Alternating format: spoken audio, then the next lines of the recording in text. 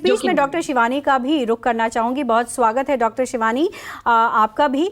और चूंकि आज हमने ये जो टॉपिक उठाया है महिलाओं से जुड़ा हुआ है और तमाम महिला डॉक्टर हमारे साथ जुड़ी हुई हैं, तो जैसा इन्होंने बताया कि देखिए ये विकलांगता नहीं है, जीवन की वास्तविकता है। बेशक इसको हम ऐसे नहीं कह सकते हैं कि आपके शरीर से कोई गंदगी निकल रही है, लेकिन एक तरीके से कहा जाए तो प्यूरिफिकेशन भी है और साथ ही साथ माँ बनने की एक प्रक्रिया भी उसी से मिलती है। लेकिन डॉक्टर शिवानी, मैं आपसे जानना चाहूँगी कि बहुत सारे लोगों में बहुत तरह की परेशानियां भी डेवलप हो जाती हैं। बहुत लोगों में पेट का दर्द होता है, वो काफ़ी ज़्यादा होता है कि दवाई खाने के बावजूद भी वो दर्द नहीं जाता है। उसके अलावा ये कई समस्या ये होती है कि आपका मूड स्विंग काफ़ी ज़्यादा होने लगता है, आपको पता भी नहीं लगता कि आखिर आपके साथ हो क्या रहा है। तो ये जो चीज़ें हैं वो कितनी इम्पॉर्टेंट है या फिर इसे भी एक नॉर्मल वे में लेना चाहिए? पल्लवी जी, पीरियड के साथ एसोसिएटेड माइल्ड टू मॉडरेट मतलब मिनिमल थोड़े से क्रैम्प्स नॉर्मल माने जाते हैं।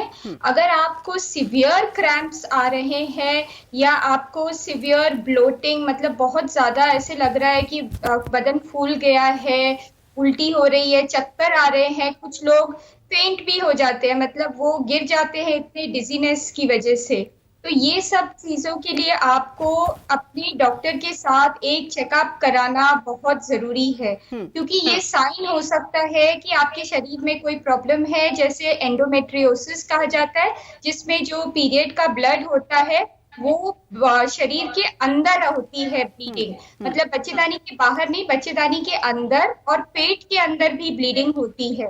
इसे हम एंडोमेट्रियोसिस बोलते हैं, एडिनोमायोसिस भी कहा जाता है इसे।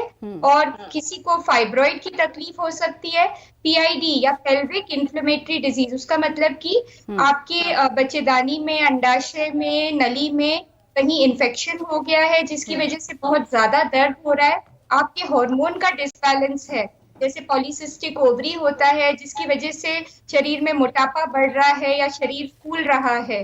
मूड स्विंग ज्यादा हो रहे हैं तो हो सकता है कि आपकी कोई सिस्ट बन गई है, ओवेरियन चॉकलेट सिस्ट है, जिसकी वजह से आपको आगे ओवेरियन फेलियर का भी सामना करना पड़ सकता है। तो एक गायनेकोलॉजिस्ट या अपने लोकल डॉक्टर के पास जाके इसका पूरा इन्वेस्टिगेशन कराना बहुत जरूरी है, जिसमें अल्ट्रासाउंड होता है और कुछ ब्लड टेस्ट होते हैं। आपको ये जान के बहुत सरप्राइजिंग होगा कि इवन स्कूल गोइंग बच्चे, हमारा जो नेशनल हेल्थ सर्वे था उसमें 65% लड़कियां पीरियड की प्रॉब्लम की वजह से स्कूल मिस करती हैं। कहीं ना कहीं ये हमारे देश में बहुत बड़ी समस्या है और इसी सर्वे में देखा है कि 50% से ज्यादा औरतों को सिर्फ अनीमिया की वजह से, उनकी कमी की वजह से पीरियड में कई ज्यादा दिक्कत होती है और परेशानी होती है। तो इसका इलाज टैबलेट, अच्छी डाइट खाने से, माइल्ड टू मॉडरेट एक्सरसाइज हम एडवाइस करते हैं। बिल्कुल बेड रेस्ट कभी एडवाइस नहीं करते, इनफैक्ट पीरियड के टाइम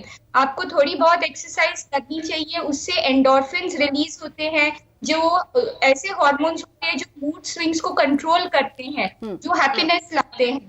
तो इसमें कहीं ना कहीं कुछ प्रॉब्लम ऐसा हो सकता है जो शायद हम मिस कर जाए, हमसे सिर्फ एक पेन कहे और सोचे कि ये तो नॉर्मल है, हर कल्चर में होता है, इसमें कोई बड़ी बात नहीं। पर एक बार आपको अगर नॉर्मल से ज्यादा आपकी day to day life affect हो रही है तो चेकअप जरूर कराना चाहिए। बिल्कुल। और बहुत महत्वपूर्ण पॉइंट कहा आपने, जैसे आपने कहा कि नेशनल हेल्थ सर्विस जो है वो आंकड़े दे रही है कि किस तरीके से भारत में जो बच्चियां हैं वो क्यों मिस कर रही हैं क्लास, क्योंकि कहीं ना कहीं उनके बीच पीरियड्स को लेकर जागरूकता की कमी है और इस वजह से ना वो दिखा पा रही हैं और ना बता पा रही हैं,